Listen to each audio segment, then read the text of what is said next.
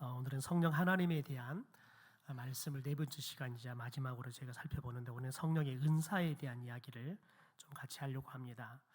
우리가 지지난주에 살펴봤던 성령의 9가지 열매가 있습니다. 그런데 성령의 9가지 열매, 성령의 열매와 성령의 은사를 때로는 잘 분별하지 못하는 경우가 있죠. 여러분, 그런데 성령의 열매는 사람이 성령으로 거듭이 나면 그리스도인이 됩니다. 그러면 그리스도인 안에는 성령 하나님께서 함께 내주에서 같이 살아가죠. 성령의 사람이 되어지는 겁니다. 그러면 성령의 사람에게는 성령 하나님이 함께하는 증거가 있는데, 그게 이제는 예수를 믿기 전의 성품과는 다르게 이제는 우리 안에 거하시는 성령이 주시는 성품으로 우리의 성품들이 변화되어 가는 거죠. 그러면 그 성품은 우리의 삶 속에서 삶의 모습으로 나타납니다. 이것을 우리는 성령의 열매다라고 이야기를 해요. 그러니까 성령의 열매도 성령으로 거듭난 그리스도인에게는 모두가 다 나타나게 되어 있습니다. 그래서 성령의 9가지 열매를 이야기할 때 성령의 열매들 그렇게 이야기하는 게 아니라 성령의 열매라고 이야기를 하는 겁니다. 왜냐하면 이 성령의 9가지 열매는 어떤 사람에게는 나타나는 열매가 있고 어떤 사람에게 나타나지 않는 열매가 있는 게 아니라 이 열매는 모두에게 나타나야 되는 겁니다. 왜냐하면 성령이 우리 안에 내주하시면 자연스럽게 이것은 다 나타나는 거기 때문에 그렇습니다. 단지 차이가 있다면 어떤 사람은 좀 인내하는 게 좀 잘 안 되는 경우가 있고, 어떤 사람이 인내를 좀 잘하는 사람이 있을 수 있죠. 어떤 사람은 성품이 좀 온유하고 덜 온유하는, 좀 이게 차이가 있을 뿐이지 모두에게 성령의 9가지 열매는 반드시 나타나야 합니다. 또 나타날 수밖에 없습니다. 여러분, 그런데 성령의 은사는 뭐냐면, 저와 여러분이 성령을 통해 거듭나서 그리스도인이 되어지면 동시에 하나님께서는 우리는 세상 속에서 우리를 그리스도인으로 부르셔서 하나님의 집에 세웁니다. 하나님의 나라의 백성이 되게 하지만 동시에 우리를 다시 세상으로 보내십니다. 그러면서 우리가 세상 속에서 그리스도인으로 살아가게 하죠. 그런데 여러분, 세상 속에 그리스도인으로 살아가게 할 때에는 하나님께서 저와 여러분에게 생명을 주시는 그날까지 각자에게 주시는 사명이 있습니다. 각자를 통해서 이루기 원하시는 하나님의 일이 있다는 거예요.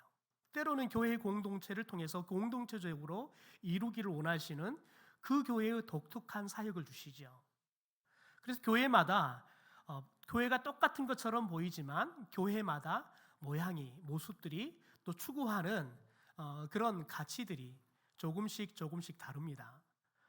제가 여러 교회를 살겠지만 단 한 교회도 똑같은 교회가 없습니다.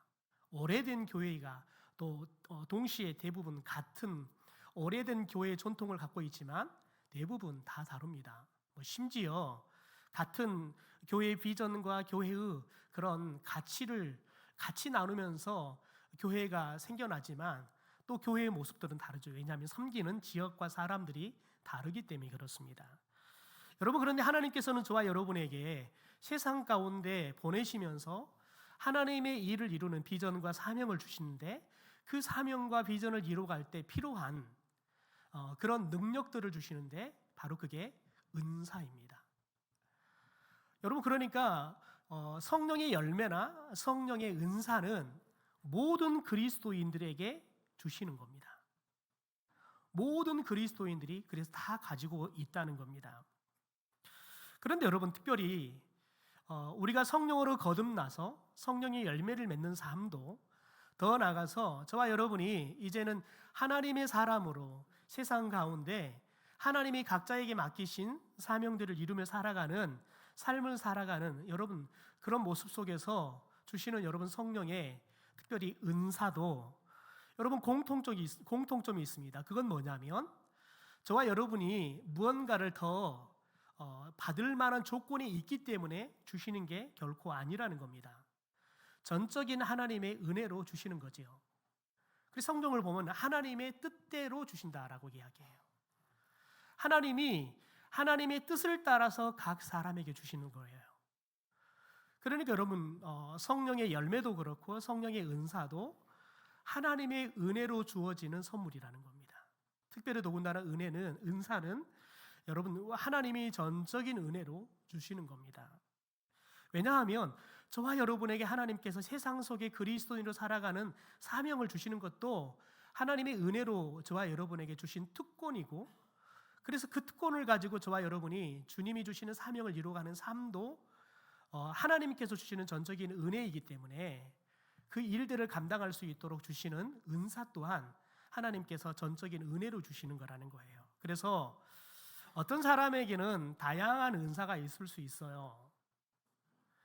그런데 여러분, 우리들이 그 은사를 대할 때 어떤 태도로 대해야 되냐면, 여러분 나는 다른 사람보다 은사가 더 많고 다른 사람보다 그 은사가 영향력들이 많아서 사람들이 부러워하기도 하고 많은 사람들에게 그 은사를 통해서 선한 영향력을 주기 때문에 내가 가지고 있는 은사는 다른 사람보다 더 탁월해, 내가 더 좋은 은사를 가지고 있어 라고 생각하기 시작하면 여러분 자연스럽게 교만에 빠지고 그 은사가 자기 자랑이 되게 됩니다. 여러분 그러면 여러분 오히려 그 은사가 그 사람에게 하나님 앞에 죄를 짓게 하는 통로가 되고 말지요. 그래서 우리가 은사를 대할 때는 내가 믿음이 좋아서 하나님이 주신 게 아니라 하나님이 은혜로 주신 거예요. 그래서 우리가 은사를 가지고 있을 때는 그건 자랑거리도 아니고 오히려 하나님 앞에 겸손해야 돼요. 왜냐하면 하나님이 나 같은 사람에게 이런 은사를 주시고 그 은사를 가지고 이런 하나님의 사역을 감당할 수 있도록 기회를 주셨기 때문에 오히려 더 겸손해야 되는 거지요. 오늘 본문 8절과 10절, 8절에 10절의 말씀을 보면 성령의 은사에 대해서 나열을 하는데 이렇게 하나하나 동글라미를 쳐보면 9가지를 소개하고 있습니다. 그런데 우리가 지지난주 살펴봤던 성령의 열매도 9가지였습니다. 종종 그래서 어떤 분들이 성도님이 질문을 하게 해요. 성령의 은사도 9가지가 나오고 성령의 열매도 9가지가 나오는데 이 9이라는 숫자에 무슨 의미가 있습니까? 의미 없습니다. 그냥 우연하게 쓰다 보니까 9가지가 나온 겁니다. 여러분 더군다나 우리가 오늘 12장의 말씀을 12절까지만 읽었지만 12절의 하반부에 28절부터 가보면 또 은사에 대해서 기록을 하고 있습니다. 여러분 그런데 여기에도 9가지 은사가 또 등장을 하는데 이제 특별히 전반부에서 말하는 9가지 은사와 28장 이후에 나오는 후반부에 말하는 9가지 은사를 이렇게 우리가 살펴보면 여러분 보면 공교롭게도 이 중에서 5가지는 공통적인 은사가 나오고 전반부에 나오지 않는 은사가 4가지가 더 소개되어지는 거죠. 그리고 여러분 특별히 성령의 은사에 대해서 우리가 성경을 찾아보면 로마서의 12장에 나오고 에베소서 4장에 또 베드로전서 4장에 은사에 대한 설명이 나옵니다. 그래서 우리들이 이것들을 전체 통틀어서 하나님이 말하는 성경이 이야기하는 은사의 종류들을 쭉 살펴보다 보면 20여 가지 이상의 은사가 나오는 것을 봅니다.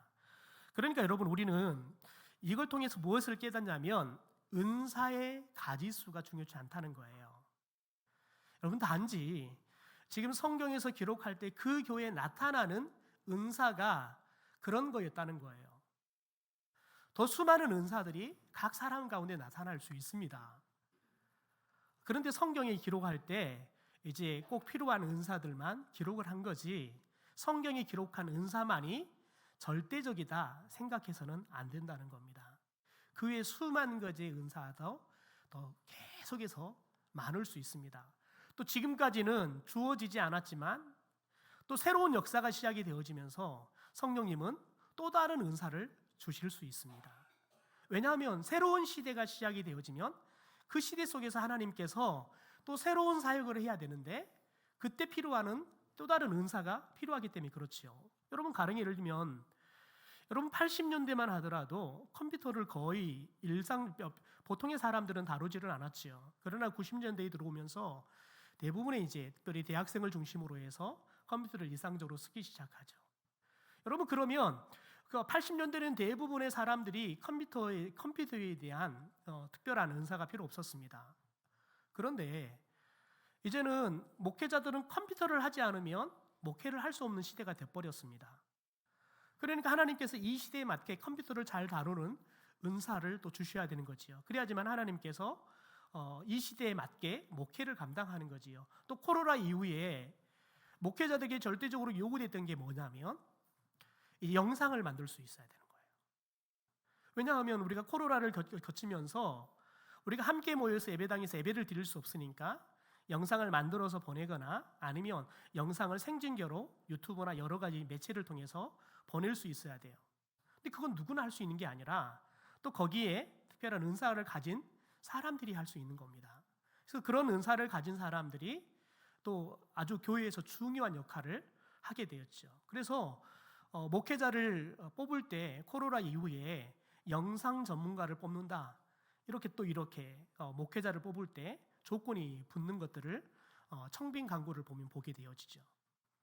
그 시대에 맞게 하나님께서 그 시대에 맞는 사역을 하기 위해서 필요한 은사들을 또 새롭게 하나님께 주시기 때문에 저와 여러분이 알고 있는 성경 속에 기록하고 있는 은사만이 절대적이다 이렇게 이야기하지 말라는 겁니다. 여러분 그런데 특별히 여러분 중요한 건 뭐냐면 오늘 말씀을 보면 이렇게 성령의 은사는 매우 다양하다는 겁니다. 그런데 이 성령의 은사를 주시는 성령은 한 분이시라는 거예요. 이걸 기억해야 합니다. 성령은 한 분이시고 그러나 성령이 주시는 은사는 다양하다. 이걸 기억해야 합니다. 그런데 성령의 은사가 다양한데 이것들을 정리를 해보면 크게 두 부류로 나눌 수 있습니다. 첫째는 성령이 주시는 은사는 하나님께 주시는 하늘의 능력을 의미한다는 겁니다. 그러니까 여러분 사람의 능력을 넘어서는 어떤 신비한 능력이 있을 때 저 사람이 은사를 받았군요 라고 이야기를 해요. 여러분 특별히 사도행전 2장을 보면 마가의 다락방에 성령이 임합니다. 성령이 임하는데 이 마가의 다락방에서 함께 예수님의 이 예언의 말씀을 믿고 성령을 기다렸던 120명의 성도들에게 성령이 임하면서 첫 번째로 주신 은사가 뭐냐면 방언의 은사였습니다. 여러분 그런데 이때 말하는 방언의 은사는 지금 우리가 일상적으로 말하는 방언의 은사라고 말하는 랄랄랄랄랄러 그러면서 우리가 알 수 없는 언어를 이야기하는 그런 은사가 아니었습니다. 여기에 보면 여러분 특별히 이들이 방언의 기도를 하는데요. 방언을 하게 되어지는데 이때 방언은 사람들이 현재 쓰고 있는 언어들이었습니다.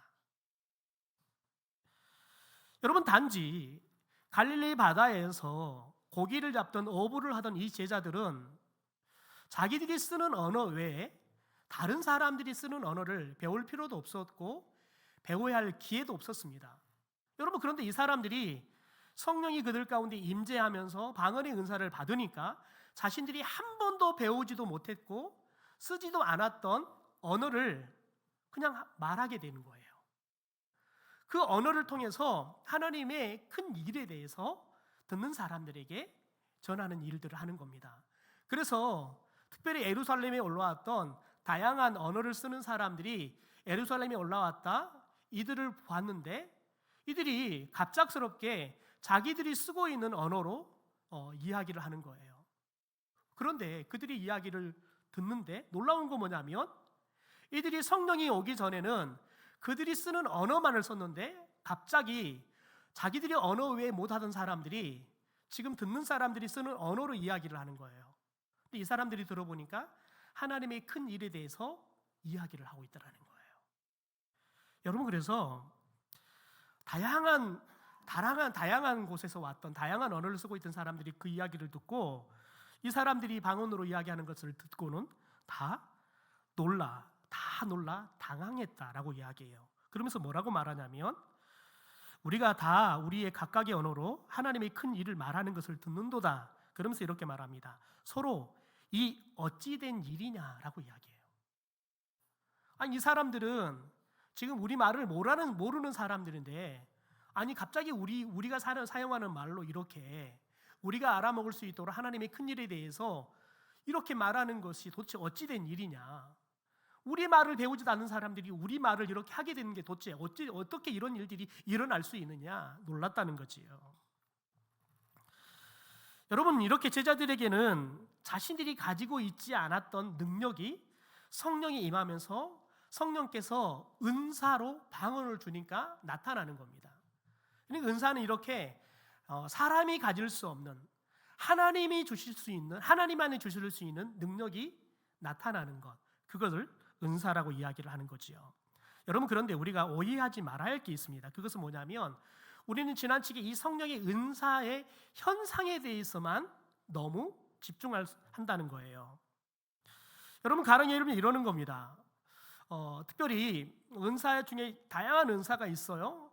그런데 제가 굉장히 독특하게 경험했던 은사, 이런 은사를 갖고 있는 분이 참 귀하다라고 경험했던 건 뭐냐면, 제가 만났던 한 권사님께서는 투시의 은사가 있었습니다. 이분이 사람을 보면 사람의 신체가 다 보여요. 어디가 문제가 있는지 보여요. 어디가 아픈지 보여요. 그 사람의 마음이 보여요. 영적인 상태가 보여요.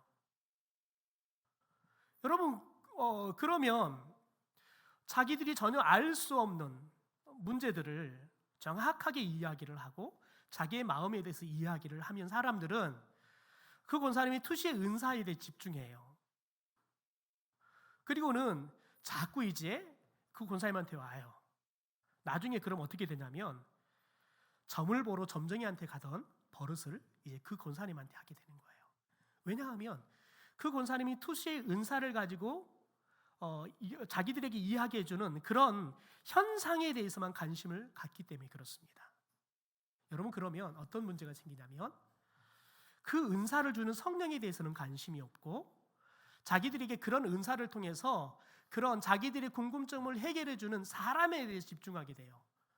그러면 여러분, 정작 하나님의 사람이 되어서 하나님을 따르는 사람이 아니라 하나님의 종을 쫓는, 사람을 쫓는 사람들이 돼버릴 위험이 크다는 겁니다.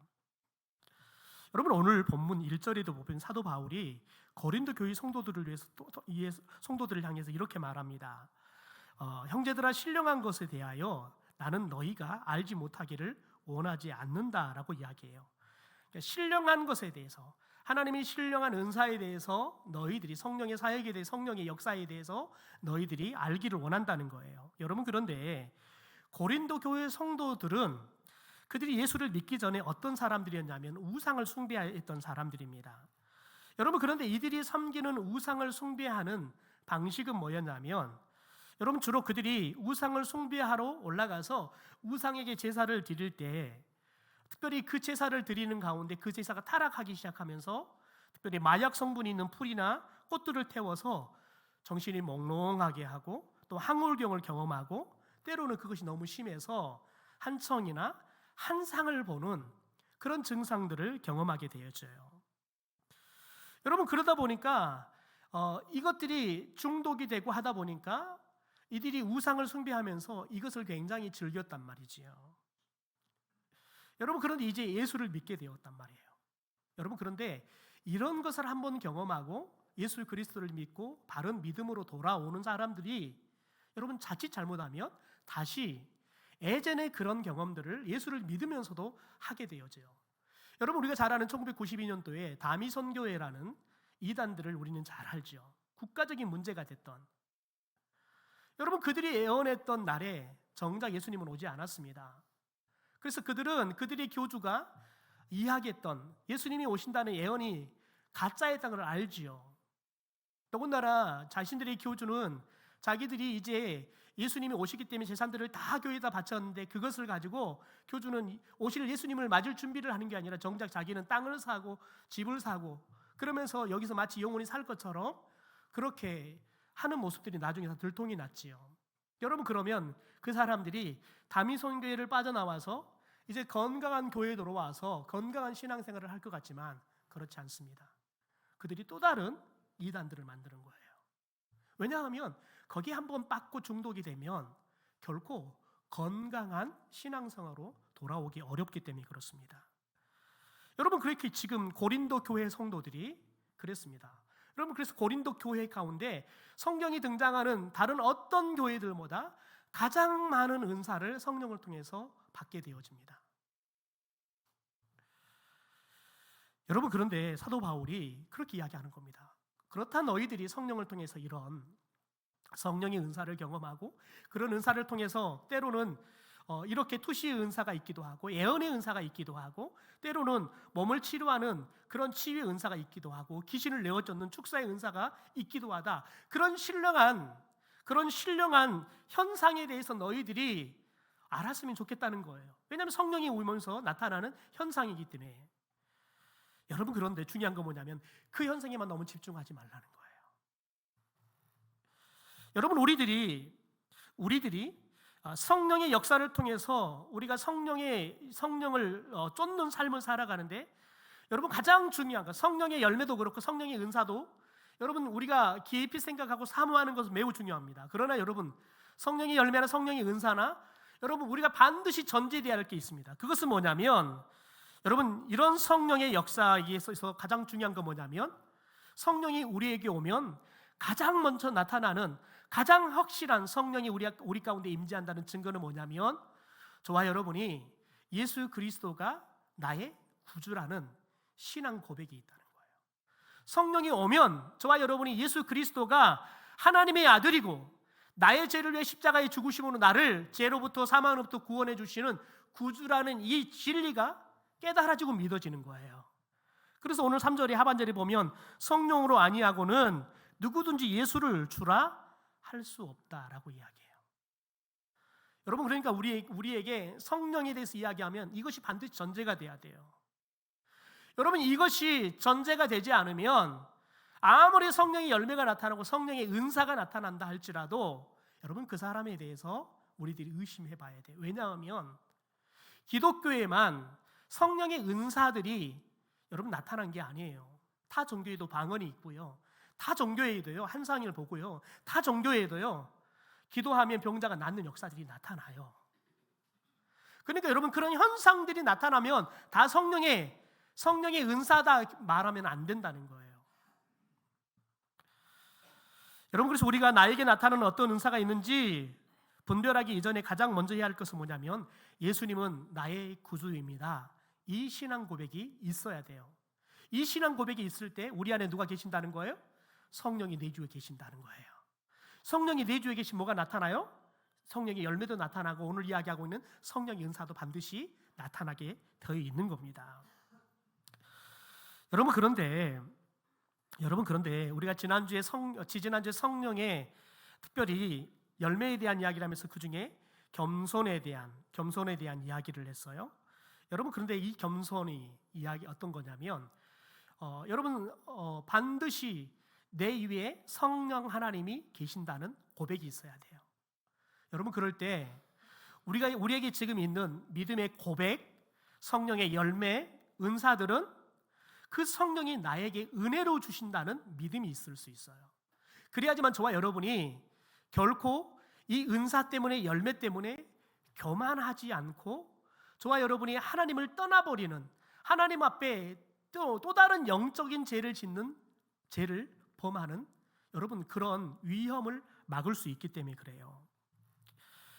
여러분, 특별히 19세기 영국에 아주 유명한 성령 사역자가 있는데 스미스 이글스 워스라는 성령 사역자인데요. 이 사람은 어릴 적에 제대로 된 교육을 받지 못했어요. 너무 어려워서 7살 때부터 그가 하루에 12시간씩 혼자 앉아서 일을 해서 돈을 벌어야 했어요. 생각해 보십시오. 7살부터 특별히 이제 사람과 이야기하면서 언어를 배우고 특별히 문장을 구사하는 그런 능력들을 키워야 할 그 나이에 혼자 하루 종일 12시간 일만 하는 거예요. 그러다 보니까 여러분, 특별히 여러분 스미스에게는 이렇게 말 주변이 발달하지 못했어요. 말을 못하는 거예요. 그런데 그가 48에 성령으로 거듭나며 성령 세례를 받는 영적 경험을 하게 됩니다. 그런데 성령이 그에게 임하면서 그에게 어떤 은사가 주어졌냐면, 특별히 말씀을 전하는 은사가 주어졌어요. 그래서 그가 지금까지 말재주도 없고 더군다나 홀로 늘 이렇게 혼자 일을 하다 보니까 다른 사람과 이렇게 대인관계를 갖는 것들을 너무 힘들어하는 거예요. 그런데 말 주변이 없고 사람들 앞에 서는 것들을 힘들어하는 그가 성령이 오니까, 그래서 성령의 은사가, 말씀을 전하는 은사가 그에게 주어지니까 그가 많은 사람들 앞에서 하나님의 말씀을 전하기 시작하는데 사람들이 다 놀라는 거예요. 아니, 스미스가 말 주변이 없어서 말을 하면 두 마디 세 마디를 제대로 말을 못하고, 말을 하면 사람들이 제대로 알아먹을 수도 없었는데 저가 설교를 하는데 너무 탁월하게 잘하는 거예요. 아니, 사람을 어려워해가지고 사람 앞에 서는 것들을 너무 힘들어했던 저가 어떻게 이 많은 사람들 앞에서 저렇게 담대하게 하나님의 말씀을 전하냐는 거예요. 여러분, 그 스미스를 보면서 많은 사람들이 그에게 성령이 나타나고 성령께서 저런 탁월한 은사를 줘서 말을 제대로 하지 못하고 사람 앞에 서지 못하는 저 스미스가 위대한 성령의 사역자로, 말씀의 사역자로 쓰임을 받고 있다고 사람들은 고백을 합니다. 여러분, 그런데 중요한 게 있습니다. 사람들이 이 스미스를 보고 이야기를 하는데 이 스미스에게 나타나는 중요한 특징이 있습니다. 사람들이 그렇게 말합니다. 저는 세례 요한과 같은 사람이다. 그러면서 그 이유를 이렇게 말합니다. 그는 늘 그렇게 고백했다는 거예요. 그리스도는 흥해야겠고 자신은 세해야 한다는 거예요. 사람들이 어떻게 스미스 당신이 이렇게 설교를 잘합니까? 당신의 설교를 듣고 있으면 우리 가슴이 뜨거워집니다. 막 사람들이 스미스를 높이는 거예요. 그럴 때마다 저는 세해야 되고 저를 통해서 오직 예수 그리스도만 흥해야 합니다. 이런 태도, 이런 말들을 그가 죽을 때까지 놓치지 않았다는 거예요. 왜요? 이게 성령의, 사람의 진정한 모습이기 때문에 그렇습니다. 여러분, 하나님은 우리에게 은사를 주시지만 우리가 그 은사를 받을 때 여러분, 우리는 그 은사를 통해서 하나님 앞에 오히려 더 겸손함이 드러나야 돼요. 여러분, 그런데 우리들이 성령 사역자라고 말하는, 은사를 가졌다는 말하는 사람들을 보면 종종 기도원을 만들어 놓거나 아니면 가정에다가 기도처를 만들어 놓고 사람들에게 저는 치료의 능력이 있습니다. 제가 기도하면 예언도 나오고요. 그러니까 저에게 와서 기도 받으십시오. 그러면서 마치 복제처럼 기도값을 받는 사람들이 있습니다. 여러분, 그런데 그 사람들의 특징이 뭐냐면 대부분의 많은 사람들이, 그 사람들이 처음에는 하나님 앞 정말 겸손하게 기도했던 사람들입니다. 그래서 하나님께 성령을 통해 그들에게 은사를 줘서 쓰셨던 사람들이 어느 순간에 자기들도 모르게 이제는 하나님의 영광을 자기들이 차지해버리는 거예요. 성령이 아니라 자신들이 그 은사의 주인이 되어서 사람들을 이용해 먹는 그런 사람들이 되어버린 경우들을 우리는 흔히 경험할 수 있다는 겁니다. 여러분, 그래서 저와 여러분이 그 나타나는 현상이 사람들은 일으킬 수 없는 신적인 능력이다 해서 여러분 다 쫓는 것은 어리석은 겁니다. 여러분, 두 번째, 은사는 우리가 이미 타고난 능력이 있는데 성령의 은사가 임하면 그 능력이 특별함이 더해져요. 이게 성령의 은사의 특징이에요.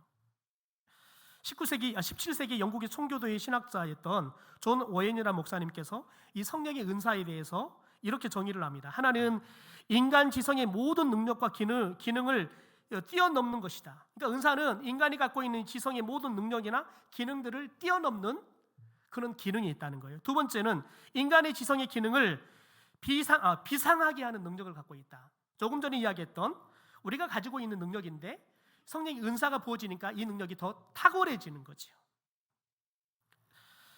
여러분, 특별히 오늘 말씀이 아니라 로마서 12장의 말씀을 보면 새로운 은사들에 대한 이야기를 합니다. 우리 같이 한번 성경을 보고 앞에 보고 읽어볼까요? 시작.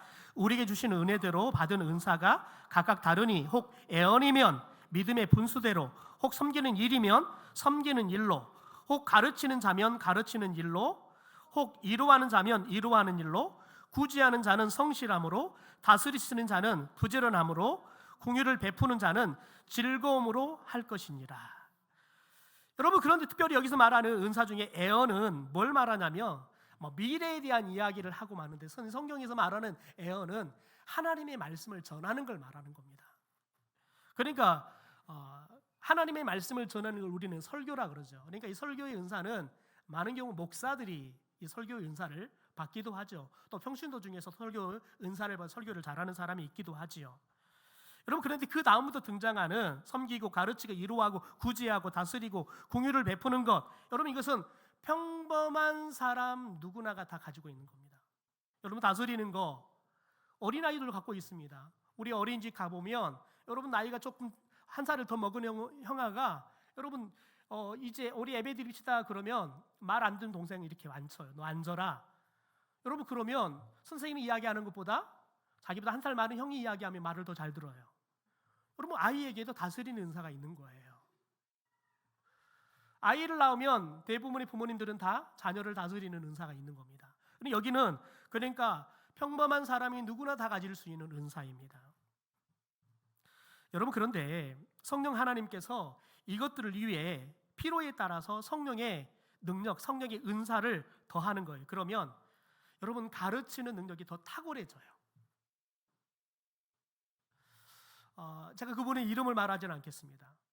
그분은 전사 시절에 설교라면 말이 굉장히 어눌해요. 말이 자꾸 새는 거예요. 발음이 정확하지는 않는 거예요. 그래서 자기가 누구 앞에 서서 이야기를 하는 걸 굉장히 힘들어했어요. 그런데 어느 날 담임 목사님께서 내가 출타를 하니까 자네가 새벽 예배 좀 설교를 하소. 그래서 새벽 예배 설교를 열심히 준비해서 전부 떨리는 가슴을 가지고 강단에 섰는데 세상에 목사님이 저 뒤에 앉아 계시는 거예요.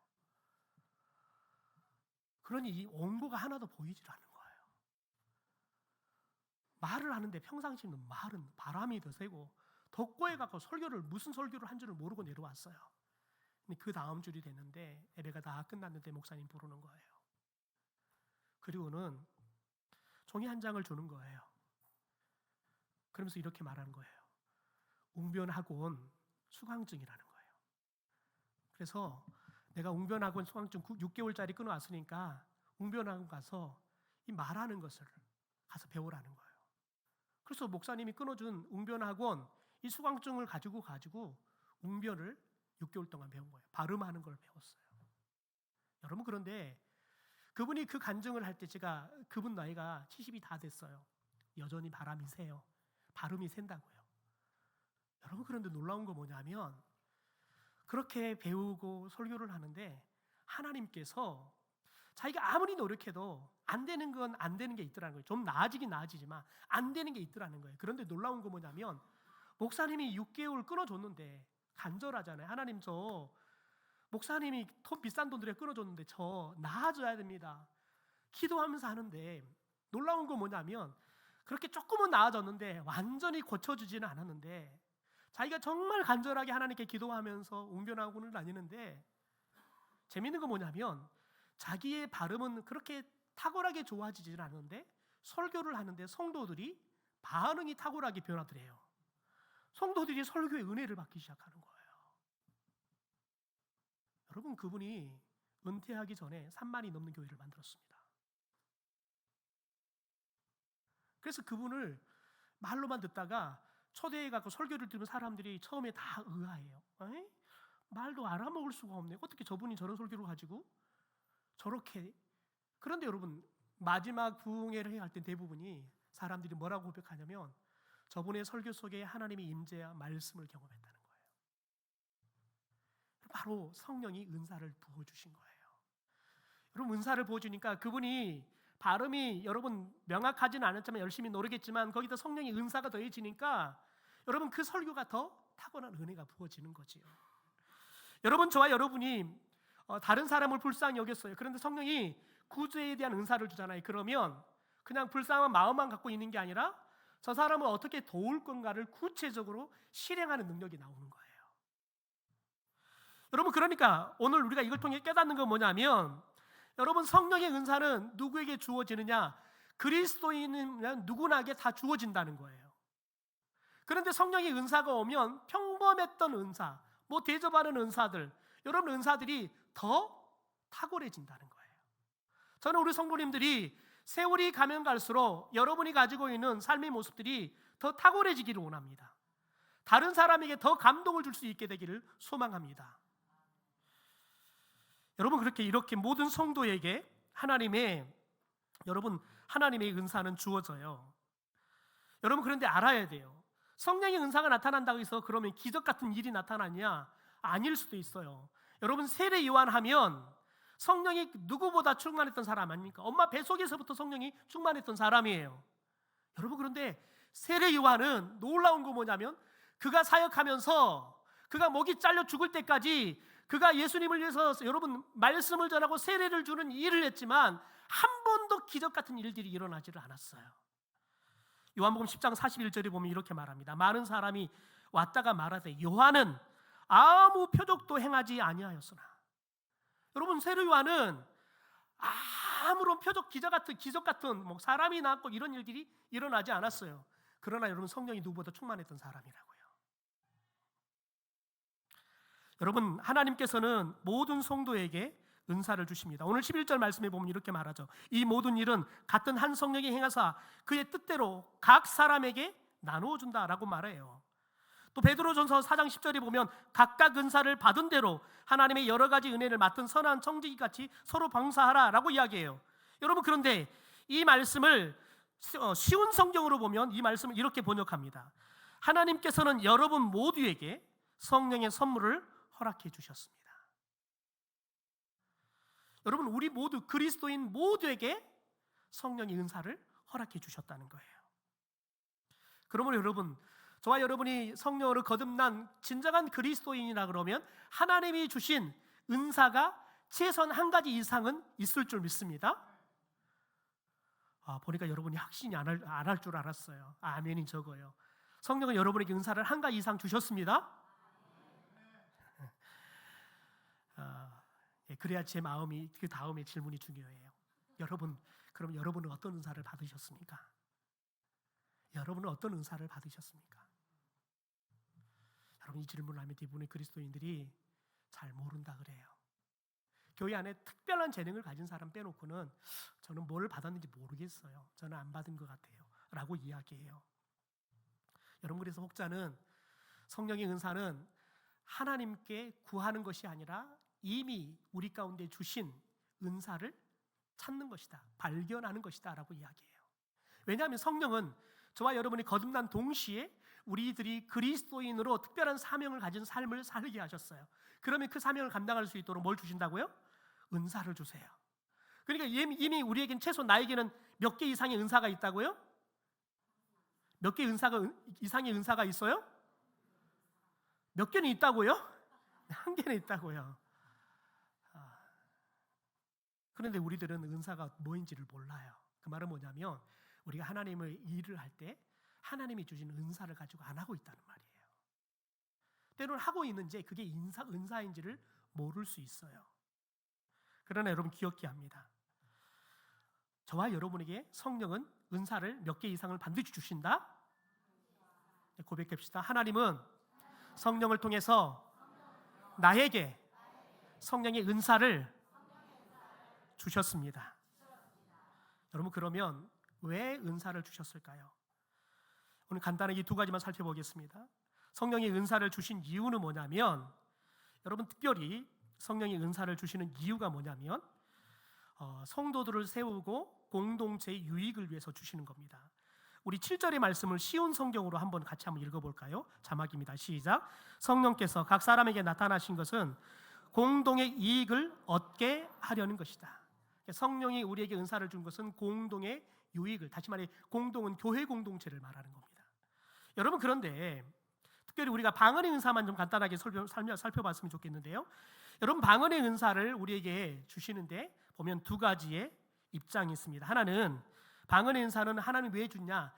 나의 개인의 덕을 세우기 위해서 그렇다는 겁니다. 고린도서 14장 4절에 보면 이렇게 말합니다. 방언을 말하는 자는 자기 덕을 세운다. 근데 이 말씀을 현대어 성경으로 번역된 걸 읽어보면 이렇게 말합니다.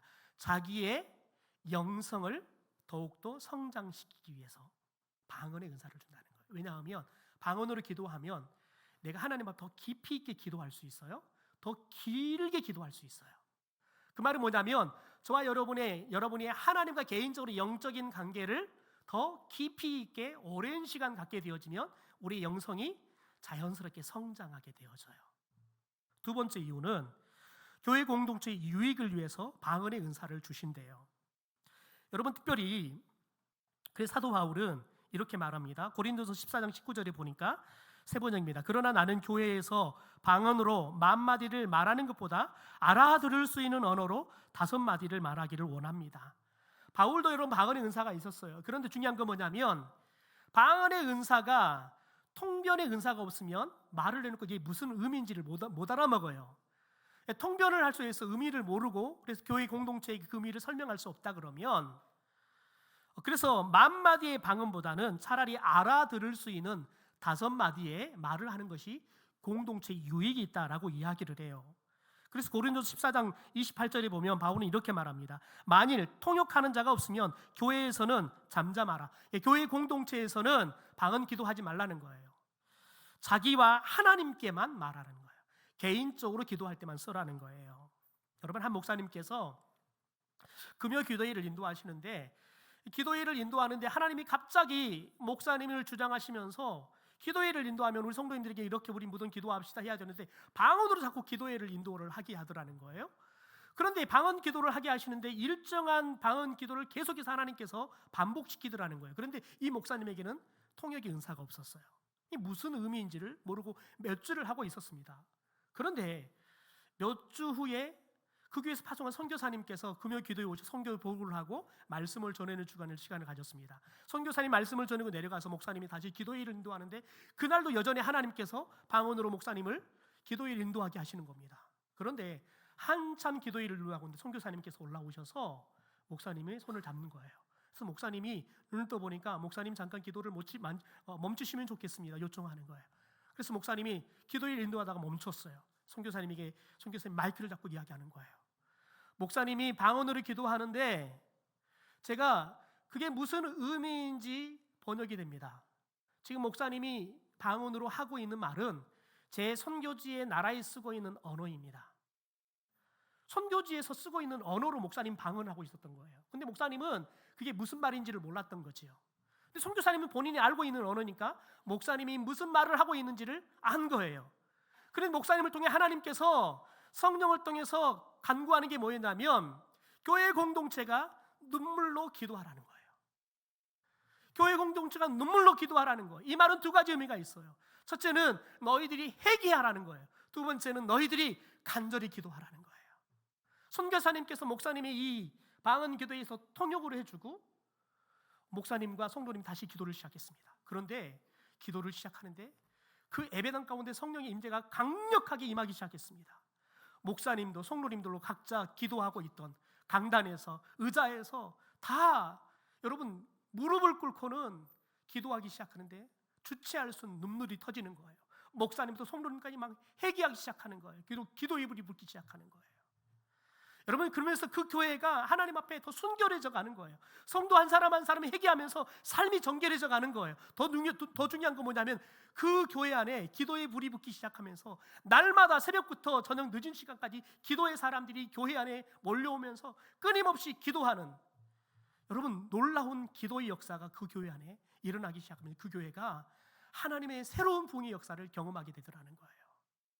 여러분, 그 목사님께서 그렇게 이야기해요. 자신이 수많은 방언을 했는데 그때 딱 한 번 그 방언의 기도를 그 선교사님을 통해 통역하면서 교회가 놀랍게 영적으로 새롭게 세워져가는 경험을 했다는 간증을 하시더라고요. 저는 우리 교회 가운데 하나님이 주시는 성령의 은사가 다양하게 나타나기를 주님의 이름으로 축원합니다.